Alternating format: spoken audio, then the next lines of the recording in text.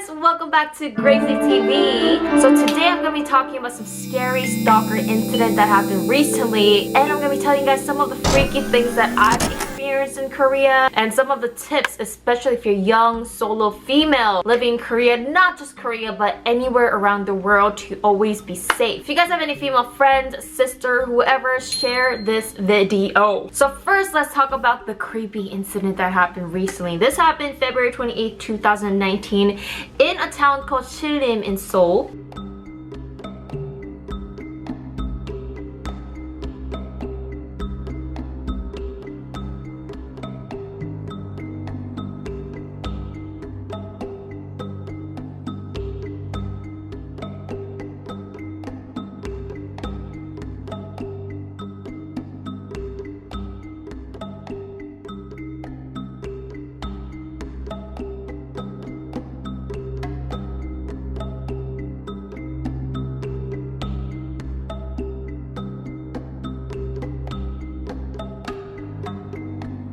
So you could see that this guy was actually stalking the young female all the way back from the main streets. He was observing her, following her, and followed her to her apartment. And if she was a second late closing the door, she could have possibly been raped, murdered. I mean, who knows what this guy was thinking. This video is so freaky, went viral in Korea. He's flashing his phone into the keypad to see her fingerprints, trying to figure out the passcode. That is freaky as F. Now, almost all apartments and houses in Korea nowadays are using the keypads and key codes. In the West, we're still using like the door keys. I do believe the keypads are a little tiny bit more safer because the door locks itself instantly and people could like pickpocket, you know, the locks and stuff like that, but with passcodes you can't do that. So I do believe it's a little bit safe, but don't give out your passcodes to anyone. So later, this guy actually turned himself in after his face went viral in Korea, obviously. And the crazy thing is, at first the police could not charge him because he did not actually commit a crime.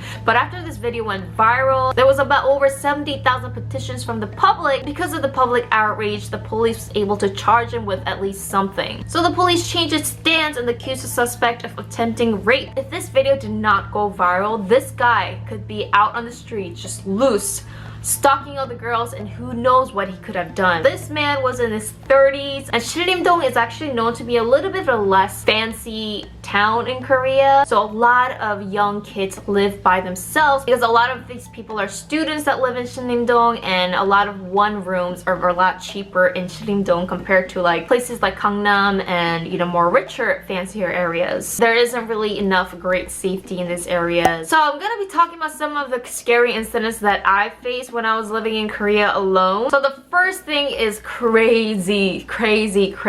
So I remember it was pretty late. It was about 11 o'clock, I believe, at night. This happened a couple years ago. I remember I was going home and there's this young guy. I mean, he seemed pretty young, like, I don't know, like 20 years old. And I remember I was sitting, there was not a lot of people in the subway because there's not a lot of people after like 11 o'clock. I was sitting and then there's this guy that walks up and sits close to me. I remember he had like a white sports jacket on, and then he had his hands inside like the pockets area, and he started doing this weird motion, and I was like, okay, like I was just kind of like seeping through like the corner of my eye, but I wasn't really sure exactly what he was doing, and I thought it was super weird because he was breathing heavily. Let's just get to the straight point. I think he was in public, but he had his hands inside his like sports jacket, so you couldn't really like see physically, but you could definitely tell what he was trying to do. The bad thing about Korea is people don't stand up and say something, you know. Even if there's like really weird things going on, people usually tend to ignore and don't say anything. I was like, this is super weird, so I walked to the next cart and I thought he wasn't gonna follow me, but this guy follows me to the next cart, sits next to me, and starts again.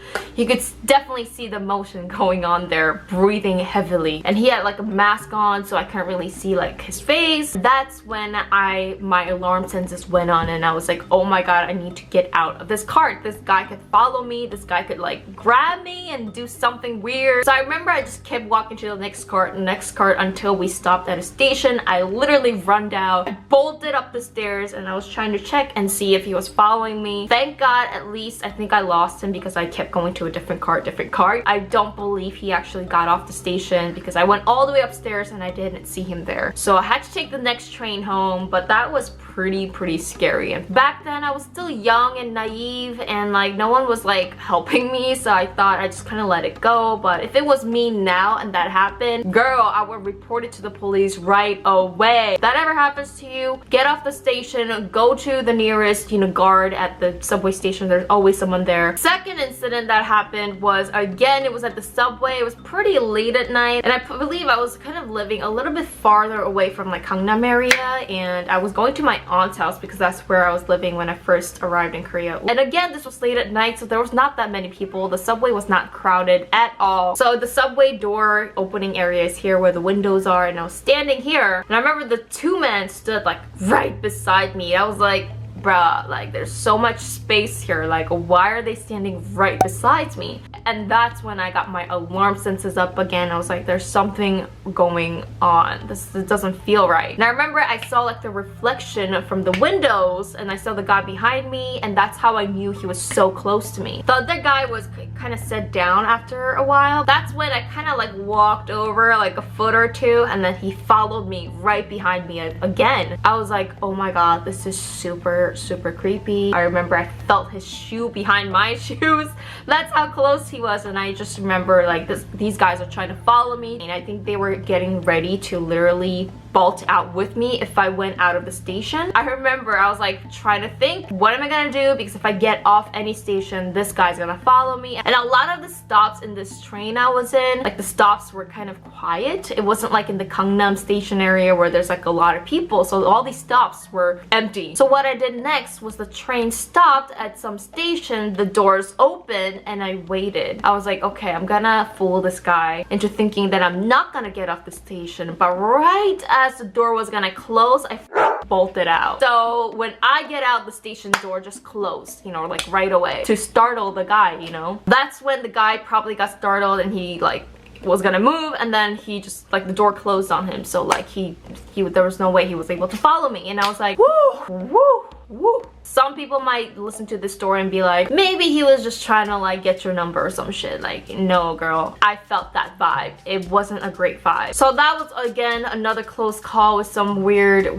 people. If you guys are foreigners, anyone that is traveling to Korea, not just Korea, but if you're gonna be at a city area, listen to these rules. Number one, just be careful of subways late at night. Now this is one thing that's hard to avoid because like it's one of the transportation. Do not wear short clothing. Korea is still a bit of a conservative country when it comes to clothing. It's not common to wear short shorts or like short skirts or like show cleavage. So especially if you're gonna go out with your friends, come out late at night, have something to change. Like have some kind of like outerwear, something to cover up a little bit, because short clothes will attract perverts. So number two, if you're ever going to live in Korea or be there for a little bit, I really recommend getting an Airbnb or a house or apartment near a fancier area. When I say fancier area, I mean like an area with a lot more people. Especially Gangnam is more of a busier street, more Hannam-dong. For example, Sinlim-dong is more of a lower, cheaper town, and the houses are not that great. It's not clean. Therefore, there's a lot more like older guys out there. Definitely recommend going to spending at least a little bit more money on your safety. Number three, try to live with a roommate or a friend. Korea, you know, there's a lot of one rooms, meaning there's a lot of options where you can live alone. I mean, living alone could be great, but at the same time, it could be very dangerous. Number four, try to live in a place with a passcode lock at the main entrance. More in the cheaper towns, there's villas and apartments that don't have any guards, that don't have any passcodes, so anyone could go in and out with the main entrance. Number